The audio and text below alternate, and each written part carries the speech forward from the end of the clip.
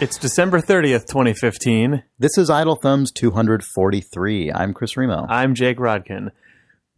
Happy New Year! Oh, thanks, Chris. Oh, you're welcome, Jake. You know what I've always wanted for New Year's? Because it's apparently a gift-giving holiday in the world of... You know what I've always wanted for Dishonored New Year's? Celebrated, as we know, on December 30th. Yes. 2015 only. This is truly a Dishonored New Year's in that we do not have a regular episode of Idle Thumbs. Yeah. But in the grand tradition of Dishonored New Year's, instead we're sharing some fond memories and experiences of our friends, the other podcast hosts of the Idle Network. It's a very specific holiday. Mm-hmm. No, it's true. So, yeah. Yeah. We have, hopefully, if this all has worked, by the time you're hearing this, we will have half a dozen different podcasts represented on this network. I'm sorry, on this, we have more than that on the network, but on this episode, which is pretty crazy. It's weird that we host this many shows at this point on idlethumbs.net, but we apparently do, and you will hear from a bunch of them soon. Now, basically. Wow. Yeah, I mean, effectively now. So what does that even mean? I mean, within minutes or seconds. What it means is that this episode of Idle Thumbs, because it is not a full episode, it's a clip show. It is a clip show. Let's call it what it is. Everyone's out of town for the holidays, but we've got a ton of shows on the network that we like listening to and thought maybe you would enjoy hearing some samples of them. So we asked the hosts of a bunch of shows to just pick a few minutes worth of content from a recent episode to share out this week. Yep. So each of these is probably be roughly 10 minutes or so of each of these podcasts, enough to have kind of a, sense of a full conversation. And so if you are curious what you will be hearing over the course of this episode, it will hopefully be from 3 Moves Ahead, Idle Weekend, Terminal 7, eSports Today, Designer Notes, and the Idle Book Club. Shocking reveal at the end there. Yes. Yeah, stick around to hear what's going on with that. You can find all of these shows at idlethumbs.net/shows. So we'll start with 3 Moves Ahead. Yeah, so this is from episode 302 of 3 Moves Ahead, the 4X genre. This has the show host Rob Zacny, who is now all over our network, and 3 Moves Ahead founder Troy Goodfellow, talking kind of about falling out of love with 4X strategy games. And it also features special guest Austin Walker, who you probably know from the Giant Bomb Crew and the Giant Beastcast podcast. Enjoy the finest strategy game podcast. I will, Chris. I know you will. My sort of relationship with 4X games dates back right to my beginning, gamer DNA. These are things that I've loved all the way through. I've at various times idolized people like Sid Meier's and Brian Reynolds and Soren, and I've developed a relationship with John Schaefer. So Civ has just been like this thing that I've really gravitated to. But lately I have been downloading games. So I guess Warlock, the Warlock series, Endless Legend, I sort of came up, and I've just bounced off of them. And the conversation that we had is I likened a 4X game or this relationship, or part of a 4X game, is a lot like when you make a Dungeons and Dragons character. So when you make a Dungeons and Dragons character, I think a large amount of the enjoyment comes about dreaming about the potential. You make your level 1 rogue, and you give him some skills, and you pick the race. But what you're secretly thinking about, and actually not so secretly thinking about, is, well, at level 8, I'll be able to pick this. At level 16, I'll get this. Mm-hmm. It's this mental trick that we tell ourselves is this eternally delayed gratification. It's because we know that it's never going to get to level 16. I know that this is just never going to happen. So there's this weird self-flagellation that goes on, but it's genuinely enjoyable. And I think with 4X games, some of it's the same thing. I think I'm rarely excited about the stuff that I'm doing, but I'm excited about the stuff that it's the promise of what's going to happen 25 turns, 100 turns from when you do. Those little baby steps don't matter. I find them insignificant. All of a sudden, I just realized this has started to sound like a Werner Herzog. Yes, you just inexorably move one more turn towards an increasingly certain future. So what I mean is that, like, even those like lofty goals of the wonder, I think, often feel anticlimactic. And so what I think is sort of this enormity that I think of a 4X game is actually, in some cases, seemingly increasingly so, a little bit more of this, like, an illusion of progress instead of a feeling of actual progress. And what I mean is, like, you're making decisions that that have consequence and that sort of change the future. And what's been happening is, I think I've become a little bit more sensitive as I've made free-to-play stuff of, like, Skinner box type things. And with some of the games lately, I've been bouncing off of them because it just feels that the pacing of those little moments is off, or they're not meaningful enough. And I spend too long feeling like I'm not making important or critical decisions. And it just it feels obvious and a chore. And it feels like this is a problem that I've already solved. You know, I've already built this engine before in a dozen games. So, I mean, that actually there's a number of questions I have with that. First of all, like, is part of it the fact that there's a lot of people working within the genre right now who I think are, no, I don't want to call it like a B team situation, but there's a lot of people making these games like right now. I feel like more than perhaps in the past, there's a lot of 4Xs we're getting hit with. I'm seeing a lot of different takes on the genre. And once you start seeing that happen more and more, and it's no longer a situation of like, okay, well, here's the new Civ, first new Civ in like 3 or 4 years. Once that's no longer happening, it stops being a special event. You start seeing like, okay, this is the 4X of the spring, this is the 4X of the summer, this is the 4X of the fall. You start seeing the similarities a lot, and I think once they start feeling like exercises in just sort of genre design and no longer like these special events that are a return to a fond past experience. Do you think that's sort of playing into it at all? That we've been to this dance too many times at this point? I think possibly. I think you know, you can only read a mystery novel once before you know the answer, and I think that a lot of the problems, a lot of the new games end up being, you know, retellings of the same mystery. Well, that's certainly true. Yeah. And so when I approach a new game and I see that, you know, there's the granary equivalent, or there's the whatever, is I sort of understand about, well, okay, you got to get population, and you're gonna and at most I think I find myself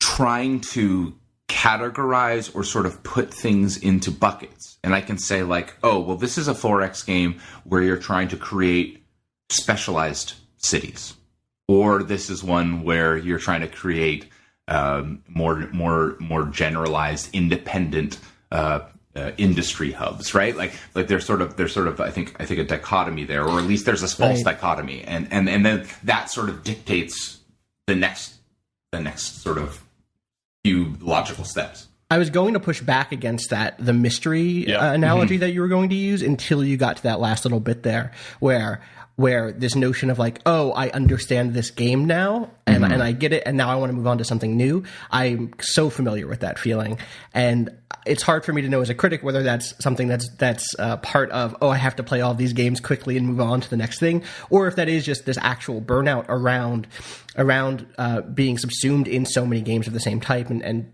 playing and replaying so many 4X games, where the feeling of understanding what's on the table, and like once I understand where all the moving pieces are, I'm not interested in reconfiguring them again and again and again. In most cases, I'm interested in seeing some other completely new table with completely different parts, and I'm always frustrated when I find, oh no, these are the same parts again.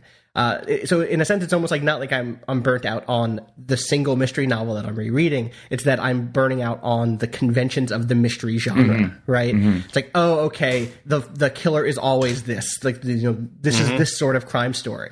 And yeah, I don't know if the solution is a break or what. I feel so informed about strategy games. I knew you were going to come back with a canned return. Hello there. What else is there to do? It's a clip. You got to do the clip thing. I don't know what the options are, Jake. So up next, we have a clip from Idle Weekend. This was a clip that was suggested by Danielle, actually, and it features co-hosts Danielle Riendo and Rob Zacny talking about Rob's bizarre and fascinating obsession with the CBS crime drama Limitless. Okay. Which, Jake, I don't know if you've heard this yet, but it's a pretty great example of of when they dip into non-game talk. A cool thing about Idle Weekend that has just organically happened is that obviously the bulk of it is video game talk, but they also spend a fair amount of time each episode just talking about pop culture and other entertainment that they're into. And this here is Rob Zacny kind of suffering some kind of existential crisis about what it means that he is so into this show Limitless and whether it's good or not because he cannot figure it out. All right. Yeah. I'm going to talk about something that, okay, I need your help and I need listeners' help basically to figure out if I lost my mind. This is a part of the show where, like, I think in our idealized vision of this show, this is where we'll be talking about, like, oh, well, which David Foster Wallace novel are you reading? I'm reading, I just finished Gravity's Rainbow. And I'm going to Citizen Kane revival. But here's what I've been actually doing this week. I kind of got a new show called Limitless. Sure. It is literally, like, the entire idea behind the show. And I swear to God, somebody actually, like, probably used this phrase when they're pitching it. It's Andy Dwyer from Parks and Rec as a crime-solving super genius. Perfect. Like, they even found an actor that's, like, kind of sounds like him, kind of looks like him. But it's about this kind of, like, this kind of ne'er-do-well schlub who, if you know the movie Limitless, there's this pill that sort of uses all the parts of your brain you never use and turns you into a super genius.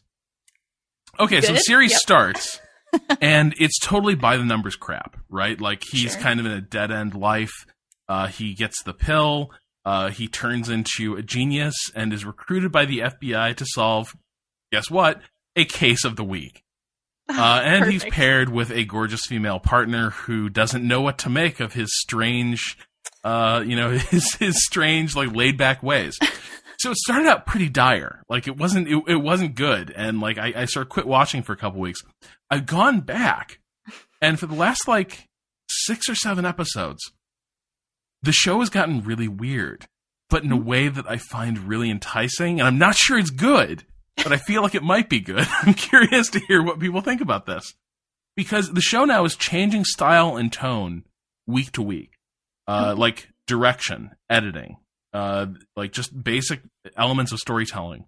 It's completely changing week after week. So one episode was told half in almost cartoon form. With animated maps and characters, like clutch cargo elements tossed in almost. Another episode was basically cribbing Ferris Bueller's Day Off, like shot for shot, and trying to make a case of the week that plays out like that plays out like Ferris Bueller's Day Off. But what's kind of interesting in all of this is it's become one of these shows that I don't know what I'm getting. Each time I tune in, it's a different experience. And the other cool thing that's starting to happen is there is this element, like the show's really lighthearted and fun, which I find really enticing. But there is this other element of this guy's character, Brian Finch, is slowly making everyone around him go crazy. And it's sort of for laughs, but also not, because you were seeing characters who at the start of the series were super confident and super competent, and like they were trained FBI agents, and they all believed, they all knew what they knew, and they trusted in themselves. And now, here halfway through the season, they're all working day after day with this guy who takes a pill and turns into the super genius who's miles ahead of you. He has reached the end of the conversation before you've begun it, and it's slowly making all these characters get a little squirrely and start to crumble in these interesting ways. And it's kind of funny, but it's also kind of troubling. And so it's like, it is a show that on the one hand is such a trifle. It is so trivial that I'm like, this can't possibly be good. And yet it has become one of the absolute highlights of my week, watching where this show is going to go next. So I guess that's my limited endorsement. I need more people. It's a limited endorsement. Well, I need more people. I need more people to sample this. Okay. And let me know whether I've completely lost it. Or whether the show's truly is like weirdly creative and brilliant as I think it might be. But yeah, so I have somehow got addicted to what looked like one of the lamest shows on TV at the start of this fall. Okay, seriously? That sounds like something I would love and enjoy, not only for being weird and creative, but the whole... Weird thing about me, I was in a relationship with a woman who was a sort of a super genius for a chunk of my life, for like 4 years. Right. No, we made Doogie Howser jokes. Yeah, we made a lot of Doogie Howser jokes. I mean, this woman was, 12 when she went to college, 16 when she went to medical school, full doctor by 20, musician, doctor, et cetera, et cetera, et cetera, et cetera. It was kind of hilarious. I genuinely am interested in any entertainment that sort of depicts normal people's struggles when it comes to understanding a genius in their everyday lives. It's sort of a thing that I really always kind of want to read more about or hear more about, even though I'm not in that situation anymore. It's sort of a fascinating problem to have. Did you ever find it like confidence affecting? Oh, absolutely, no question. I have noticed definitely a little bit in my relationship because my partner is. Also brilliant. Sure, probably a fair bit smarter than I am. Not Doogie Howser like crazy brilliant, but particle physicist brilliant. That is amazing. Yes. But the thing I have sometimes noticed about that is, it's sort of what is it? Is it the principle, the Ricardian principle in economics, right? Of like marginal efficiency, where like we can both do the same job, but you're better at it, so I'm gonna let you do it, and I'll focus on what I'm good at. But the problem is, in a relationship like that, the problem is your partner's pretty much better at everything. Yep. And so, like, I sometimes have to push back against this instinct I have, which is to slowly, like, defer more and more because, well, you're probably right. You're smarter than I am, or I'll just let you take care of that because I'll probably do a crappier job than you would. And I have to constantly, like, guard against that. Because I don't want to become this weird, like, passenger in a relationship. But it's definitely a weird thing. Where someone is noticeably faster than you, just repeatedly, and you just sort of have to slowly live with that fact. It is, and it's a really fascinating thing. This particular person, I won't go on and on about this by any means, but this particular person sort of was very modest, at least most of the time, about their abilities, and sort of described it as sort of feeling like they had a different sort of size computer or something in the room, that sort of thing. It's so weird and so interesting, and okay, I want to watch Limitless now. Then yes, you need to watch Limitless. I need more people to watching Limitless because I need to know if I've lost it. So yes, everyone watch Limitless. Get back to me. That sounds really good. What are you into this week? Ha ha ha! Oh Christ! I don't know. You fucking come up with something better. I don't. What? Yeah. Hey. Hello.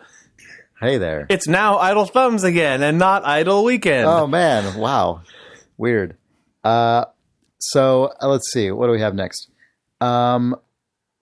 Let's say Terminal 7. It's Terminal 7. What order I said any of these in. Nels Anderson. Yes. So here we have a clip from Terminal 7, episode 29, Out of Work Intellectual Camp. We should probably mention what Terminal 7 is because it is probably less known to Idle Thumbs listeners than either of the preceding two podcasts. Yes. Terminal 7 is a podcast about the card game Netrunner. Yes. Is this full name Android Netrunner? I think it is. Okay, it better be. Which, I don't know, it's a pretty special interest podcast, but whenever I occasionally dip my toe into it, I enjoy it. I mostly enjoy it for its episode title names, which are like Idle Thumbs episode title names, but even kind of more gross and lascivious because the host is Nels Anderson. Mm-hmm, yeah, Nels Anderson and Jesse Turner. Yes. But yes, Nels is responsible for that, I assume. Yeah. Who knows? So this episode is probably a good... A good introductory episode because the clip here features a discussion with Zoë Robinson, who's the art director on Netrunner at Fantasy Flight Games, and she talks a bit about a new creative process that they've been using to design their cards for the last year or so. That's awesome. To positive effect, yeah. So enjoy this discussion. So Netrunner is kind of a unique animal because we mesh the visuals and a lot of the world building is done through the visuals, right? As you guys know. Yeah, because there isn't this big like established other media franchise that exists in like digital games or movies or whatever. Like basically all the world building of Netrunner. I mean, there's like a little bit from the original board game, but at this point, like it's almost all on the cards now. It's all through basically. the cards, yes, which is so much fun because the Netrunner fandom is so sharp. It's such an intelligent. It's such an intelligent fandom, so it is really fun to be like, "Ooh, Easter egg! Let's put it in here!" Like to just sort of lay these little. That constantly blows everyone's minds when they see like characters and other cards or things like that. Yeah. Well, there was something I can't remember if we mentioned this on the last cast or not. There was on the alt art for the private security force. Right. There was one of the private security force people. Had like a very small logo on their shoulder, and then when in Order and Chaos there was a big copy of that logo like smashed on the side of the Argus building. It's like, oh wait a minute, that's because those guys are. Oh, that's so cool. Yep. We have so much fun. So basically, and this is like it takes a little bit of time. So I think at first execs were like, it's a lot of man hours, but it's turned out so well. So initially, what we did was the devs made the mechanics, came up with concepts, wrote general art descriptions. I would edit them to make sure that they would make sense to artists, and that they wouldn't be, because it's hard to think visually if you're a math guy, right? Like not everybody, not everyone, unless you have your fingers in art all the time. It's hard to understand predict what's going to make a good visual or not. Or what's too complicated, or what's redundant, or what's... So I used to just sort of edit them, and we'd send them out to artists and kind of see what we'd get. What we've started doing, and the first thing we really did it was the box before Syne. But Syne was when we sort of really figured out the system and our stride and how that was going to work. So that's another reason why I'm so excited for the subsequent packs to come out and people to see what's going on. So what we do is just when there's the raw mechanics, we'll have what we call the concepting meeting, and the story team will get together, which is Lucas, Damon, Dan Clark, a woman named Katrina Ostrander, she's sort of the lore keeper. She keeps our internal wiki up to date. She edits she has all the sources from like the books. She knows everything, right? Right. And me. So those five of us will sit down in a room and we'll say, this mechanic does this. This is what I'm thinking about.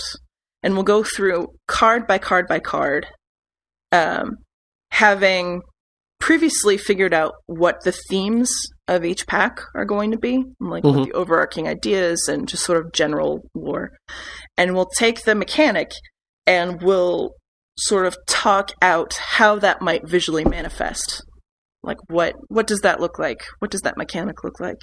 Right. And then we'll go away and everyone sort of has a group that of the stuff we've decided on. We'll write out that description, that brief, come back, groom it, make sure everyone's happy with everything. And those are the sort of the text briefs that I have that I'll give out to artists. So that's usually about 120 to 130 at a time. Right.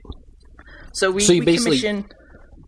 Yeah, so you guys will plan out, like, do that kind of planning for an entire cycle of cards, and then once all that's put together, that's when it gets dispatched to all the freelancers. Yes, yep. Got it. So we do, like, a whole cycle at one time, and we'll dispatch it to freelance. I'll make, I have a bunch of artists that I work with. We have a database with hundreds of artists. And And then I will also be scouting for people, like scouring the internet for people that's who cool. would work for. Yeah, it's very fun. And so I will come up with like my dream team, like who I want to be, stylistically, and who I think sort of feels like they could get it. Right. Interesting. I make a big list of those people and send them all an email saying like, hey, this is my timeline. This is how much I can pay you per card, per illustration. What's your availability? Sort of thing. Yeah. I'd love to have you paint this. This is what it's about. If you're interested, let me know how many pieces you can do in that timeline comfortably. And so you're also a recruiter as well. Basically. Yeah. Well, and then you get a response back on that. Like, oh, I'd love to. I can get, I can do 3 cards. I can do 1 card. I can do, so this last cycle, I sent an email out to 150 artists. That's more than 1 artist per card. Right. And I got 80 responses back. Okay. So then you have, basically that lets you know you have a certain number of artists that can take a certain amount of cards. Right. Then you have, the content of each of the card, and every artist has a specialty, right? Like they could be good people, or they're good at environments, or what they're really good at is tech, or, and then you have the cyberspace angle, like this person is awesome at this kind of cyberspace. So it becomes a big Sudoku game. Huge, complicated Sudoku game. Right. Where you have to figure out, like, play to everybody's strengths, make sure nobody's overloaded, but everyone who asks for a piece gets one, and it takes forever. Man, do you just have like a giant, like basically crazy serial killer wall where it's like cards and strings and like scribbled notes? It's a beautiful mind. Better, I have a database. Oh man, okay, hardcore. Well, at least you got an actual tool to solve that problem. Yes, some analog exactly. shed behind the office. Exactly. Yeah, because I mean, just even though obviously, sorry, keep going. It used to be back in the day we'd do it by spreadsheets, or I would do it by spreadsheets because it was just me. So yeah, the whole Sudoku, which basically you set aside a day to sit there and like agonize over who's getting what, because that's going to be what sets yourself up as an art director. If your next month is going to be awesome or kind of hellish, a nightmare, yeah. Right? So then people send back sketches, and I'll send back, because after this point, the rest of the story team, like they're off doing their mechanics thing, right? Like now it's sort of just me. So sketches, make sure you want to make sure that it's in line with what everyone had talked about, that it fits the IP, that the composition is going to be successful, that it works in the card layout, all those kind of things, that the story is going to read at size, it's so tiny. Right. Then once you approve that, then people take things to finals. So when they go to finals, if I like it, like if I don't like it, then I send back notes and they revise. And if I like it, then I bring it to my manager and he goes through it. And like having an extra pair of eyes on a piece of art is just so helpful. I have a big part of my job as an art director is just to be that extra pair of eyes and be like, "Ooh, can you double check that anatomy for me? Because it just, And the artist will be like, "Oh yeah, wow, I didn't see that. Yes." And my manager does the same thing for me. Right. Stuff that I see, like he'll see stuff that I just didn't even notice because I'd been staring at it for way too long. So once he approves things, then they're approved. And then it goes off into layout land where the graphic designers lay things out. And flavor text is done generally by Lucas Damon and Dan. Dan Clark. I don't know. Do you guys know Dan Clark at all? Do you know Dan? Not really. He's fabulous. He's wonderful. He did work on the original board game, right? He worked on the original board game. This is the guru lore we've been told. Yeah. He's the sort of the IP creator. Right. Cool. He does a lot of the flavor text a lot That's of it because world that building. flavor text is on fire. Everybody loves that stuff. It's so good. Yeah. It's really good. And sometimes there'll be a piece of art, like I just got a piece of art, and there's sort of a language barrier problem. Like I asked for something, but I used a figure of speech that was misinterpreted in a way that was just bizarre, but it was so weird that it was too awesome not to keep. Right. It was a happy accident. Nice. Yeah, so I was like, this is really bizarre, but I really want to keep it. Oh, it's so good. And so he's like, we'll fix it in flavor text, right? Like, Right. That's good. It has a final stop. We'll fix it in post. Don't worry about post it. Is flavor. Flavor text is the post of card games. Right. Cyber crazy shit happened. Yeah. Mm-hmm. Probably. Cyber lords, I think. They were designed. They were designed on a card successfully and creatively. All right, what else do we have here? So, who knows? So, okay, so eSports Today, another pretty new show. This also features Rob Zacny, now the host of literally half of the shows being featured in this clip show, hosted by Rob Zacny. Anyway, one of them is also eSports Today, in which he and Andrew Gruen every week recap what has been going on in the world of professional and competitive gaming. And in this clip, they are joined by Alan Nahaz Bester, also a professor of economics, actually. Not really super relevantly to this discussion, but... No, but apparently we host a bunch of awesome podcasts. I know, yeah, for sure. So he joined up on the show to talk about the volatility of Dota and what makes a great Dota 2 team. So enjoy this informed chat. You see this a lot in other sports, that even relatively good teams, if the Miami Heat don't win a title with LeBron James and Dwayne Wade and Chris Bosh in their second or third year together, that team probably isn't together for longer than that 3-year period. So again, I think in Dota, you're going to see a lot of this, especially over the first year or maybe 18 months that we have a major system. You're going to see a lot of teams get together and not quite reach that summit of success and not stay together. That was the big question, for example, that I had about Secret going into this tournament. I thought this Secret squad, I was on record saying this at ESL, I thought this Secret squad had as high a ceiling as the last Secret squad did over the summer, maybe even a little higher. My big question was, were they going to stay together long enough to reach that potential? Sure. And it looks like now they're going to.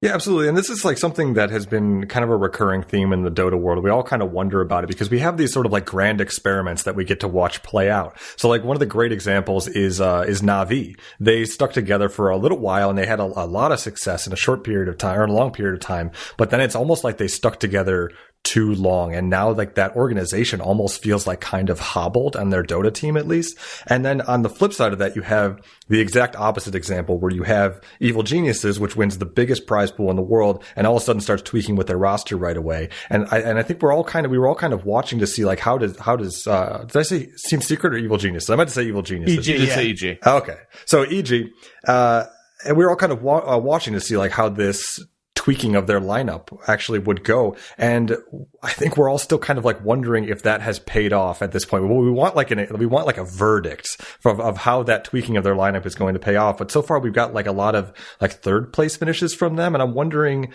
from you, like, should we be in awe of Evil Genius's ability to still stay relevant and still be a third place or a top 3 finisher? Or should we be expecting more from them? Wow, that is kind of the question right now, Sure. I think. That's a very difficult question for me to answer because I think this event for EG was a little bit different in that when I've seen EG stumble in the past, it's generally about they'll have 1 or 2 series where their drafts will not be as great. And, I've been on record as saying that I think PPD is the best drafter in the game right now, and Sure. I think he's up there. Right now, Puppy is pretty clearly the best captain that there's ever been in Dota, just ahead of Zhao 8, based on what he's done in the last several months with this new Secret squad. But I think as a pure drafter, I think PPD is about as good as we're ever going to see. still, they have series where their drafts maybe aren't as good, and the edges among top teams are very, very small right now. This was not about that, though. This was just about EG, and I thought a similar thing, by the way, happened to Vici Gaming when they lost to eHome on the penultimate day of the event. I thought EG made some very un-EG-like mistakes in both their series against Secret and that series against Secret and of course against OG as well. They just had a bunch of situations where they had one kill turn into 3 or 4. And that's not EG Dota. That's not something that you really ever see from them. And I think going into the tournament, there was a lot of concern about the resource distribution among Sumail and Arteezy, because obviously these are two of the best young players statistically. They're the top 2 players to ever play the game in terms of gold and experience per minute, but they're players that require a lot of space in very different ways. And the question is, Universe, of course, is probably the best space creator in the game. Fear is probably the most versatile player that we've ever seen. And PPD, of course, brings a unique skill set to the table for reasons that we've already discussed. But the question is, we saw that essentially the same execution errors bite them against Secret and against OG. I thought both of those series really ought to have been 2-0s. And I don't know. I just... I don't have a good answer for why exactly that happened. Yeah, absolutely. And so like that kind of raises another interesting question that I think about a lot when it comes to Dota, which is, which factor is more important, and maybe it fluctuates based on which like phase of the metagame that we're in. But which factor do you think is more important right now? Having that captain like a Puppy or like a PPD, who understands the meta, who understands like how this incredibly complex game actually fits together, or is it that on-field talent like Sumail and Arteezy? Well, I don't think it's a matter of either or. I think you have to have both.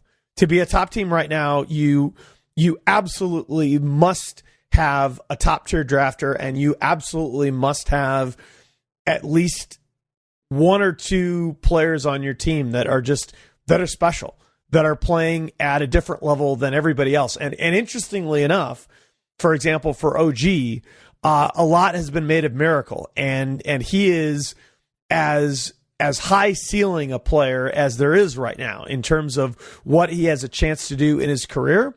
But if you ask me in terms of just what they did in Frankfurt, it was Moon and Crit that were just the absolute superstar performers for that team. I've been on record as saying I thought Crit was the MVP of that entire tournament. I don't think he had a bad game.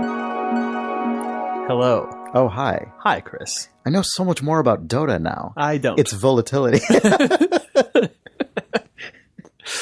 All right. So let's see. Okay, so here we go. Designer Notes. This is a podcast that was initially hosted by Soren Johnson, but has also been...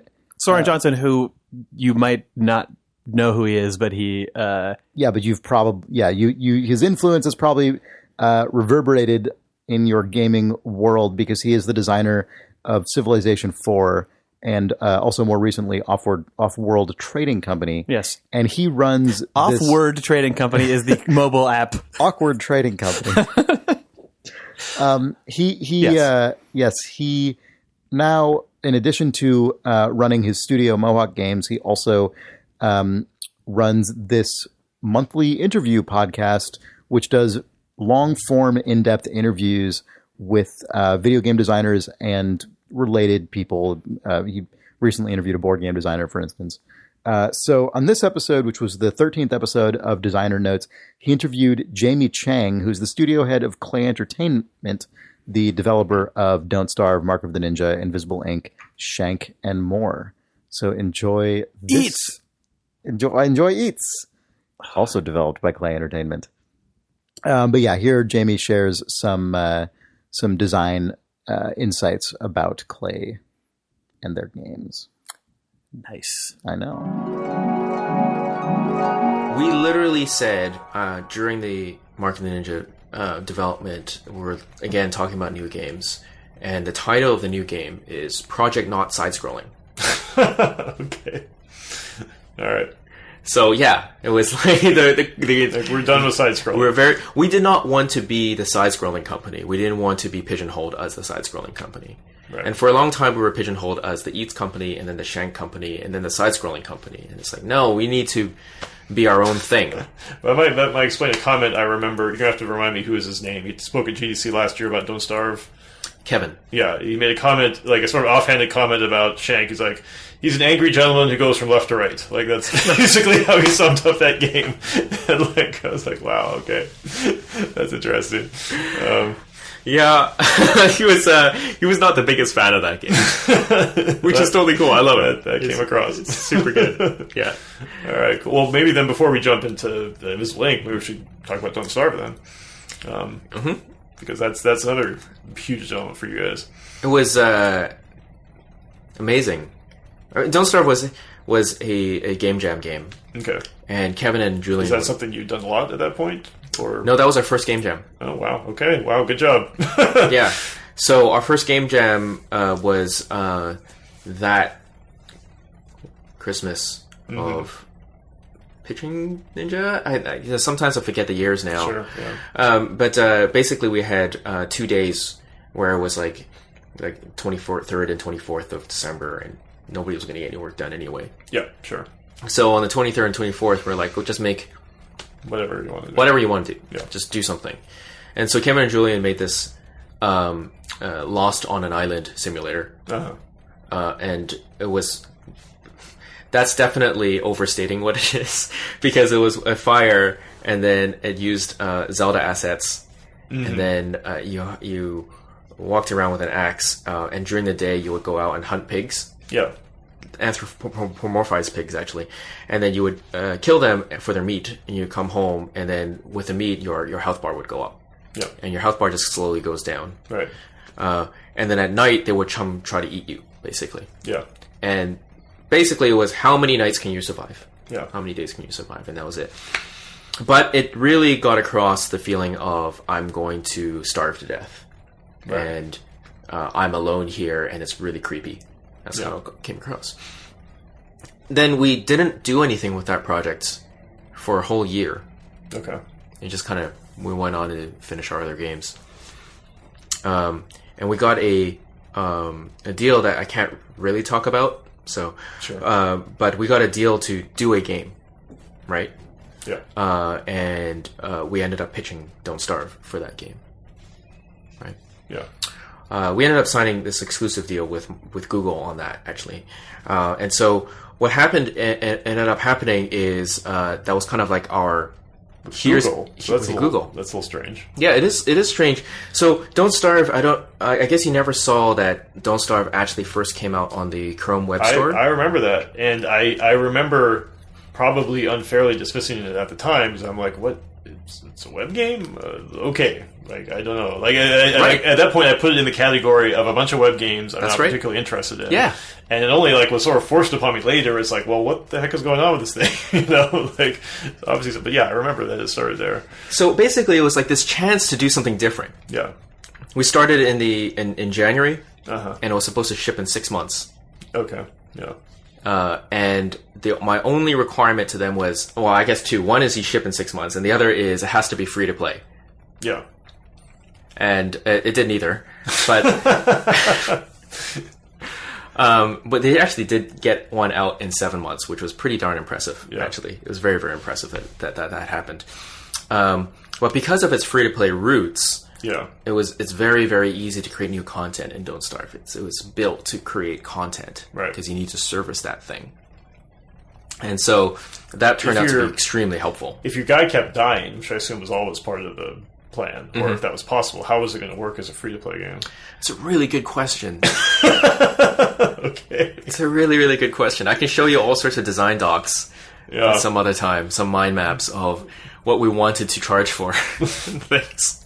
There are a lot of games that I tried to bend some of my own, that the games tried to bend to work in free-to-play back then, and I think...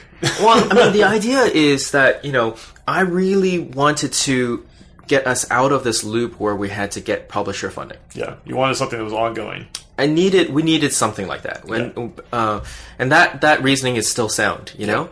And in fact, at that time, we were getting all sorts of different small deals. I started a spreadsheet which were, calculating how many royalties we were getting. Not how many dollars we were getting, but specifically royalties, because we needed that number to go up in order to be independent. Yeah.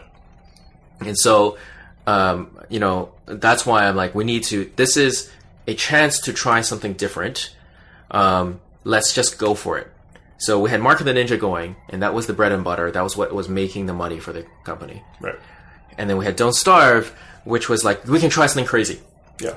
Let's just do something, what we think could work, and don't worry about what the market says currently. Let's just do the thing that we think might work. Right. And to me, I thought the thing that would work is free to play. Yeah. They thought differently.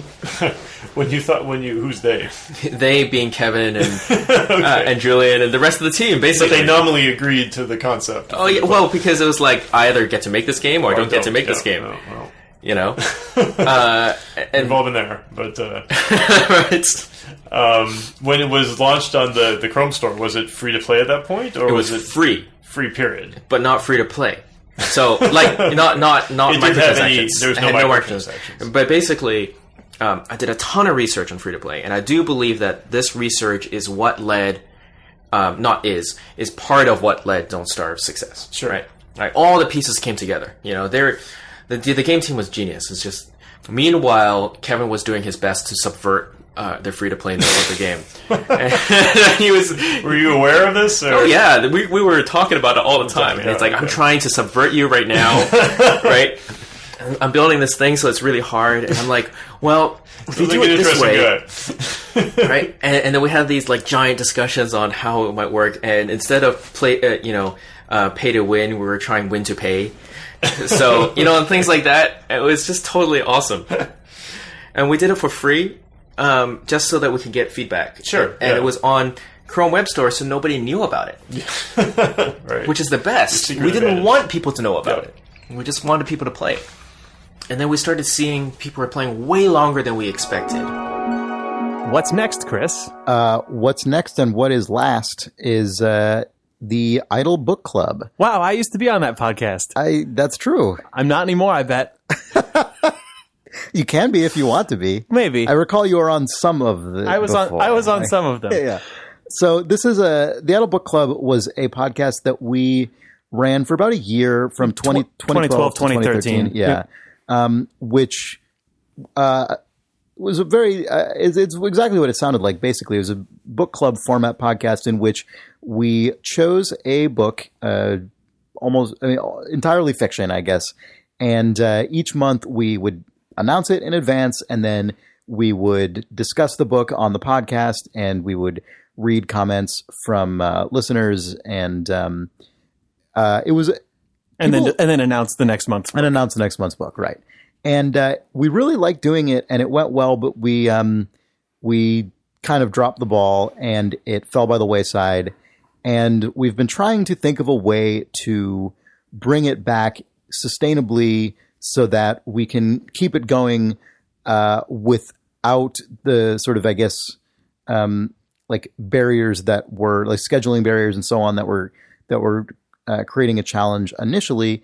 And we're doing that now. And so I am bringing the podcast back with Sarah Argadale, who is my fiance, and we are going to be announcing our first book. Actually, probably by the time you are hearing this, we already will have announced that our first book is Fates and Furies by Lauren Groff.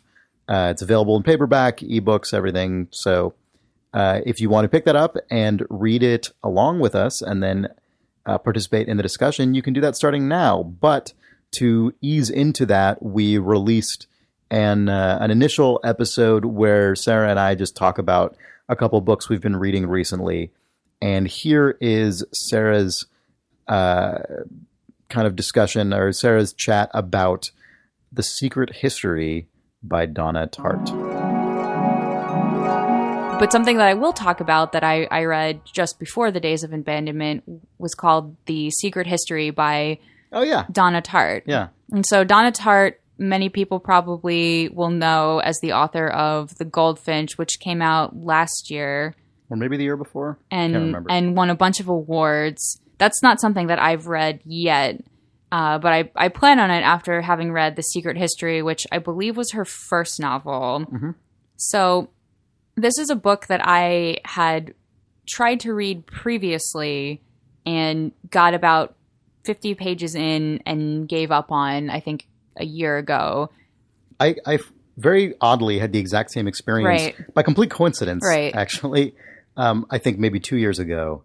Well, it was the copy of the book that you ended up reading. Yeah, your copy of the book is what I read. My copy of the book is not mine. It was loaned to us by a mutual friend. Anyway, none of that matters. So why did you end up? What was it about the book that really stuck with you this time and made you see it to the end? Because as I recall, you read this almost in one shot and really loved it a lot. So what was so great about it? Well, what is this book even? This book is about a group of college students who are at school in a very small liberal arts college in Vermont. So it's like Middlebury or Amherst, some Wesleyan, one of those schools. And the main character is from Northern California, from a lower middle class family who ends up in this elite, tiny Ivy League-esque school with a bunch of fairly wealthy students. So in part, it's about his experience coming from this completely different background, but more particularly, it's about his relationship with these 4 other students who are all majoring in ancient Greek together. And each of the students has their own kind of particular personalities that make them feel they both feel very otherworldly, but also immediately identifiable as people who you probably have met in real life, especially if you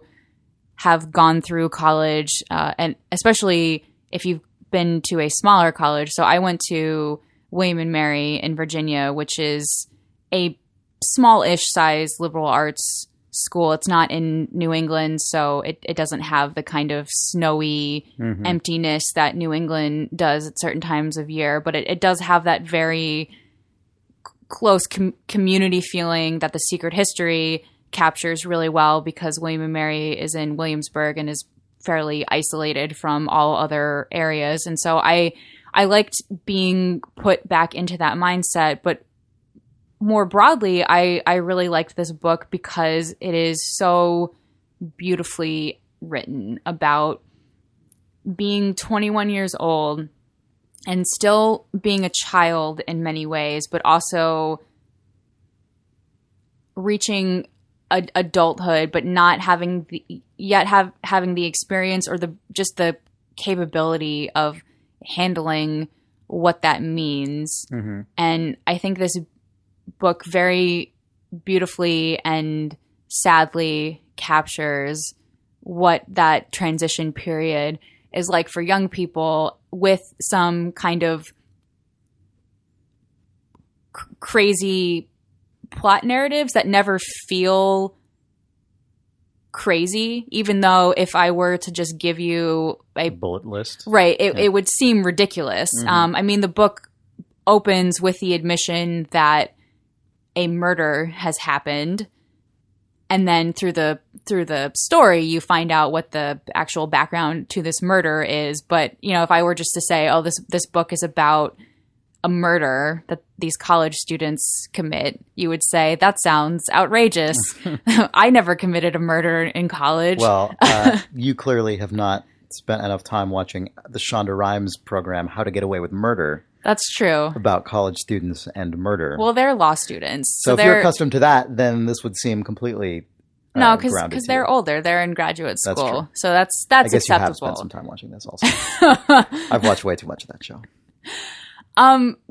It's the book really isn't about that though, right? Sure. It's about that's the kind of framing model for the story, or that is the story, right? But it's interesting in the actual details of these students and the way that she describes them, the way that she describes Vermont as feeling like this otherworldly place. And that's the way that college can feel when you. So if I went to UC Berkeley, which is a 30,000 student public school, will I relate to these people, do you think?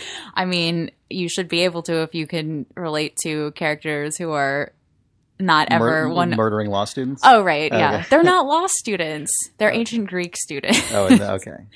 I mean, obviously, people who did not go to a small liberal arts school will be able to get something out of this book. I think even if you didn't go to college, you will be able to relate to, again, this idea of being on the cusp of maturity, but still being incredibly immature and being convinced of the fact that you know everything, but really painfully, very painfully not knowing. That reminds me of, at least to your description of it, reminds me in some ways of The Marriage Plot by Jeffrey Eugenides. Yeah, I was thinking about that book that a lot. I loved, and I think you're a little more mixed on. Right.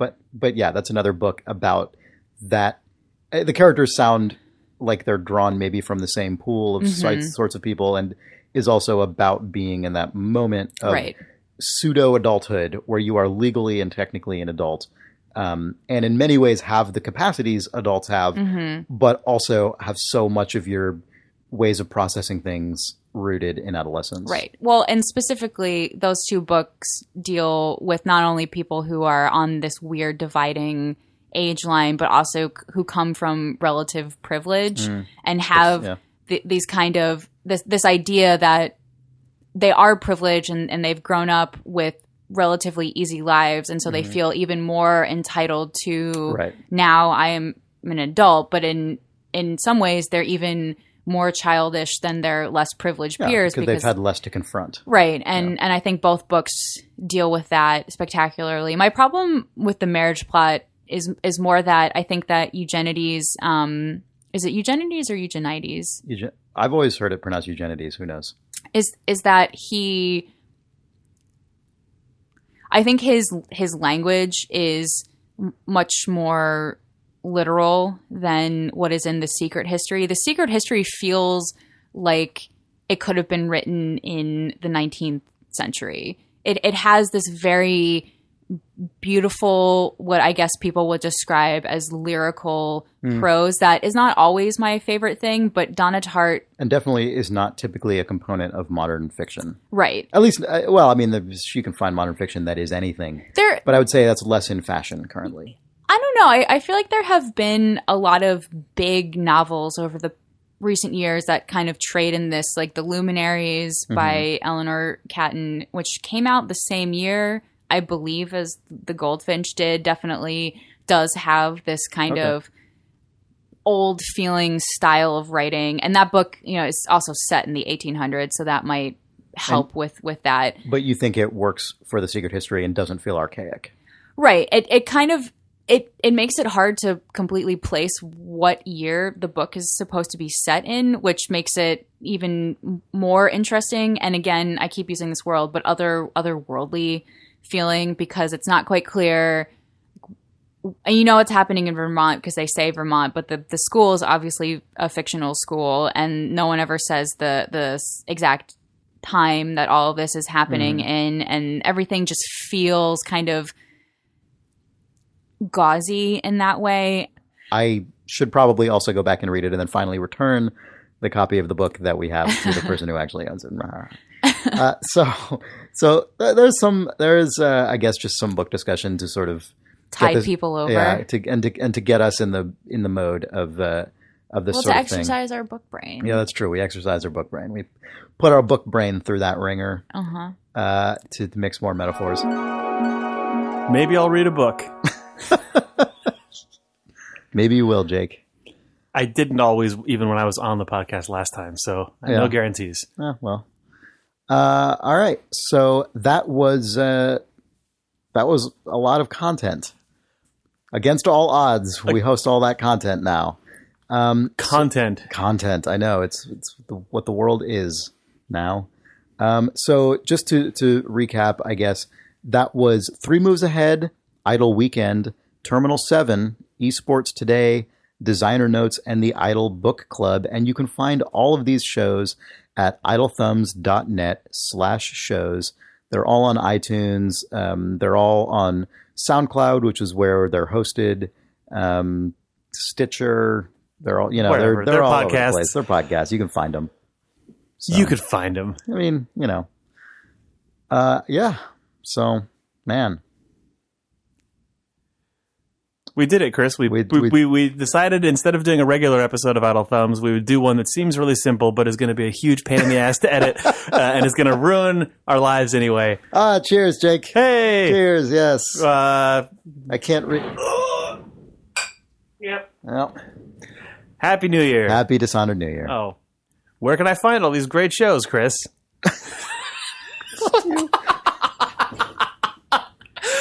What? I wanted to know. Where are these shows located on the internet? They're at idlethumbs.net/shows. Man. Yeah. How much off do I get if I use that URL to listen to these podcasts? You get 100% off. Wow. Yep. Because podcasts are free. Yep. It's too bad that that's true.